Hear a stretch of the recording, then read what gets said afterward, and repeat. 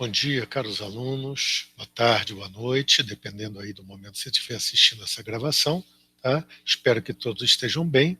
Vamos dar continuidade ao nosso estudo dentro do tema Guerra Fria, coexistência pacífica, né, da questão da década de 60 nos Estados Unidos, certo? Que a ideia da crise do American Way of Life. Então, vimos aqui, primeiro, a questão da luta pelos direitos civis da população negra nos Estados Unidos, que foi duramente conquistada, né, em 1964 pela lei dos direitos civis, pela emenda, pela lei constitucional dos direitos civis. Perfeito?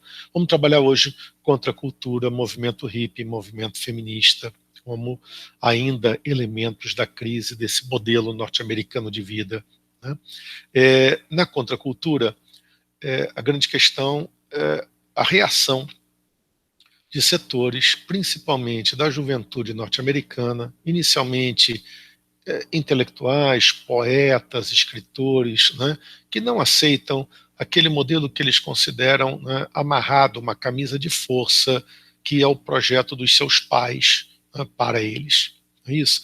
A ideia de que você tem que pensar sempre no futuro, né, pensar sempre, né, na questão de amealhar bens para ter uma vida tranquila, né? Então, a função do homem é trabalhar, garantir o sustento da casa, já falamos sobre isso, mesmo que o trabalho não lhe agrade, o fundamental é garantir a sobrevivência, a subsistência da família e as condições melhores de vida, né, com uma casa própria, se possível com jardim, não é isso, para que os filhos tenham uma vida tranquila do ponto de vista da segurança material, para que a sua esposa tenha condições de ter todos os eletrodomésticos, mas, segundo essa visão, tanto para o homem quanto para a mulher, era uma vida muito mesquinha, muito pequena, de um horizonte muito restrito, né? Eles imaginavam, esses grupos da contracultura, ou esses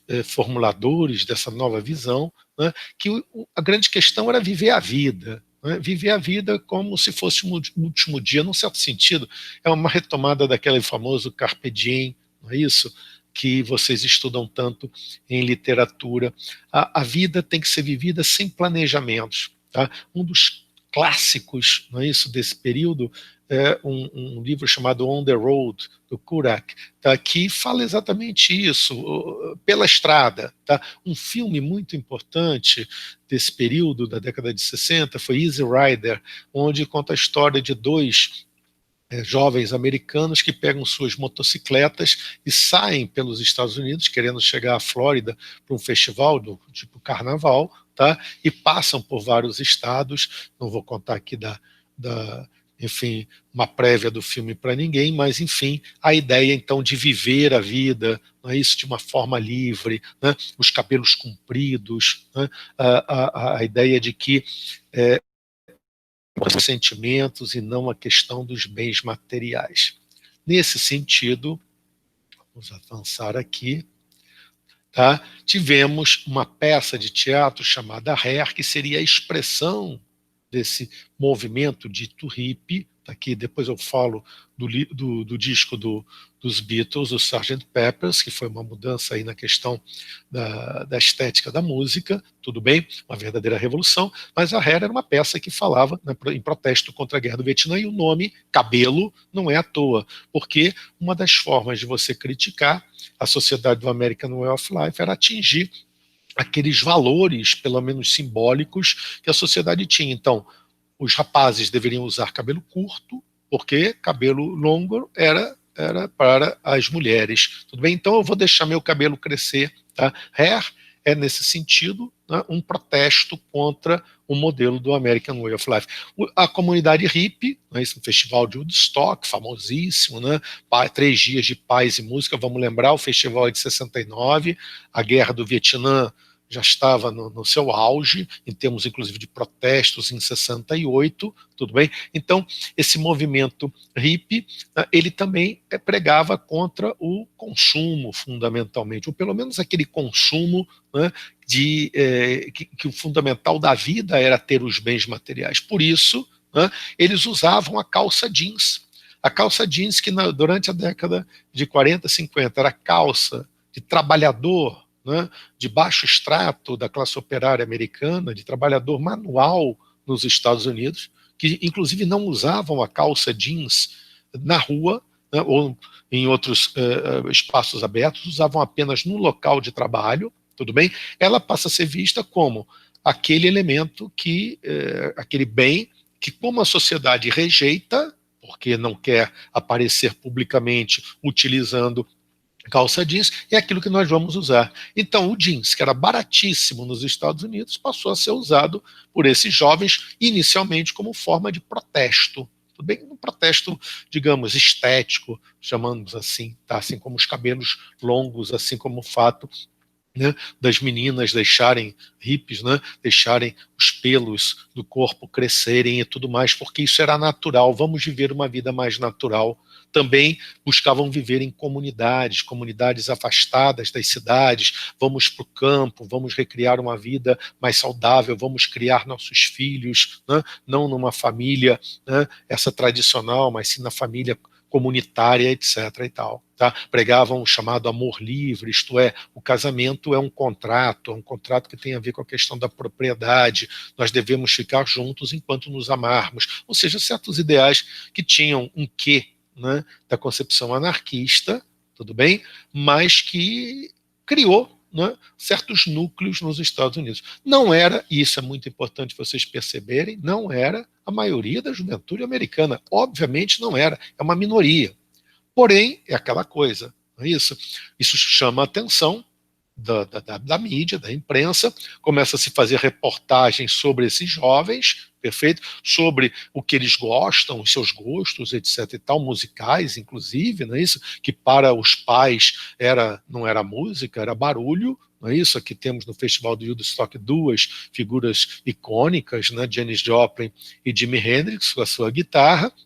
E, né, esses pais preocupados com o futuro dos filhos, o que vai ser essa juventude perdida, etc. E tal, mas de qualquer forma a mídia começou a mostrar, né, essa, aspas, rebeldia, não é isso? E essa rebeldia, então, né, passa a ser vista com interesse por setores, né, tradicionais da indústria americana, do modelo americano de vida. Como é que a gente pode domar isso? Então, né, criou-se, né, isso é marcante no sistema capitalista, uma absorção dessa crítica, porque essa é uma crítica estética, porque essa não é uma crítica ideológica no sentido amplo do termo, perfeito? Aqui, qual é a grande questão? Se jovens usam calça jeans e falam em liberdade e se sentem livres, vamos fazer o seguinte, vamos transformar a calça jeans num símbolo de liberdade. Então, vender jeans para jovens americanos significa que quem comprar vai ser livre. Eu me lembro perfeitamente da primeira calça jeans produzida totalmente no Brasil. A propaganda dela dizia, através de uma musiquinha, né, cuja letra falava, né, liberdade é uma calça velha, azul e desbotada que você pode usar do jeito que você quiser. Use a calça tal. Aí vinha um nome. Então, repara bem, liberdade virou você usar uma calça velha, azul e desbotada. Você é capaz de comprar a liberdade. Surge a figura, que eu gosto de chamar, do hippie de boutique. Ele vira moda. Tá? Ser jovem é botar roupas coloridas, não é isso? É deixar o cabelo comprido, embora, né, você, rapaz, vá usar o cabelo comprido, mas desde que lave, né, todos os dias com shampoo, que corte bacaninha, não é isso? Tenha um corte para que não apareçam as pontas, tudo aquilo que os verdadeiros hippies, né, não aceitavam, não é isso? Logo, né, é uma domestificação, né, dessa crítica, e basicamente porque era uma crítica fundamentalmente estética. Aqui você vê que a contracultura ela acaba sendo uma espécie de repositório de diversas vertentes, né, de tudo que você possa entender do mundo, do mundo pop. Tá? E aqui que vai surgir a cultura pop, mais ou menos, podemos dizer assim, surgir, se expressar mais fortemente. Aqui vocês vejam os Beatles antes da transformação. eles todos, embora com os cabelos compridos, mas todos cortadinhos, bacaninhas, com terninho. Aqui, eles já estão na fase que era chamada na época psicodélica, da experimentação das drogas, né, para você ter acessos sensoriais diversos ao mundo, né, a percepções outras, né, da vida, né, que é a questão, então, da utilização dessas drogas, né, isso como forma, né, de libertação, vamos chamar assim. Mas que aqui também está o gordo e o magro, aqui está, né, James Dean, aqui está Marlon Brando, aqui está Karl Marx. Se vocês começarem a procurar aqui, vocês, Oscar Wilde, ou seja, figuras, né, dos vários campos aí da vida humana. Aqui tem, inclusive, um deles, eu já não me lembro mais qual, tem alguns sites na internet que falam quem são todos esses personagens que aqui estão, mas tem até um centroavante do Liverpool, que alguns dos Beatles gostavam muito, né? Era um grande artilheiro do Liverpool, se eu não estou enganado, nos anos 60. Mas, enfim, tem de tudo aqui. Tá? Logo, tá? A contracultura é uma reação àquele modelo tradicional de arte, inclusive nos Estados Unidos ou no mundo ocidental, mas que aos poucos vai ser absorvida pela cultura de massa e, portanto, vai se transformar também em bem de consumo. Tá? Por último, então, Woodstock, tá certo? Por último, aqui, de uma forma mais rápida, porque, digamos, para provas de vestibular tem sido menos importante, o movimento feminista, que nos Estados Unidos, tá, teve uma primeira onda importantíssima no início do século XX, quando foi conquistado o direito de voto, mas agora a luta era pela igualdade constitucional. Tudo bem? Aqui duas lideranças, no caso Angela Davis, liderança do movimento negro, mas como mulher também liderança de uma ala do movimento feminista. E aqui Beth Friedan, tá certo? A principal liderança no final dos anos 60, início dos anos 70, do movimento chamado NOW, né? Que significava National Organization Women, tá certo? A Organização Nacional das Mulheres.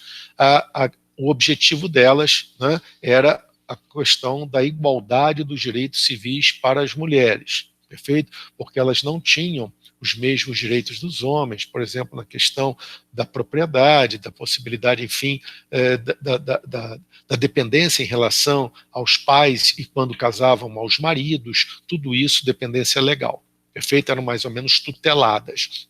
A luta, então, é por esses direitos. No caso do movimento liderado pela Beth Friedan, ela foi acusada, ela era um movimento voltado basicamente para mulheres de classe média, brancas, tá certo? E, óbvio, porque ela era uma pessoa desse grupo social. Tudo bem? Enquanto Angela Davis falava da preocupação das mulheres negras, que tinham outros problemas além simplesmente da questão dos direitos civis. É claro que os direitos civis eram importantes, ela lutava também pelos direitos civis, mas falava também das questões mais sociais, do problema, né, da pobreza que atingia, né, a população negra e particularmente as mulheres. Esse movimento ganhou muita força, uma das reivindicações era a igualdade de salários para tarefas iguais, né, e várias outras questões, o que fortaleceu muito o movimento feminista, não digo nem o movimento feminista, mas a posição das mulheres nesse momento, na década de 60, foi a colocação para o público, através dos laboratórios farmacêuticos, da pílula anticoncepcional, que garantiu às mulheres uma maior liberdade no campo da vida sexual, que só os homens tinham, tá? E que a partir daquele momento, tá, elas passam a ter também, tá, o controle sobre a questão da gravidez, né, da gravidez indesejada, e, portanto, facilitando a possibilidade de relacionamentos, né, mais, digamos, abertos, vamos chamar assim dessa maneira.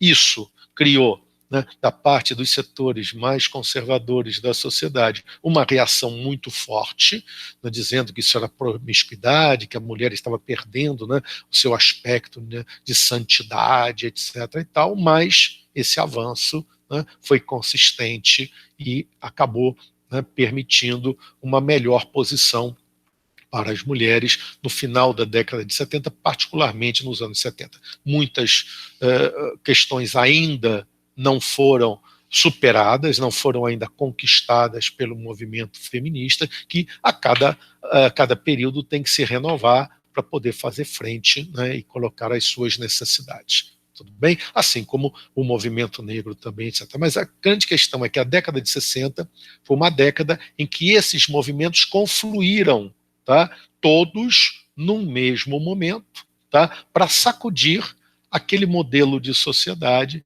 que no pós-guerra, pós-segunda guerra, tinha se tornado tão dominante nos Estados Unidos da América. Perfeito?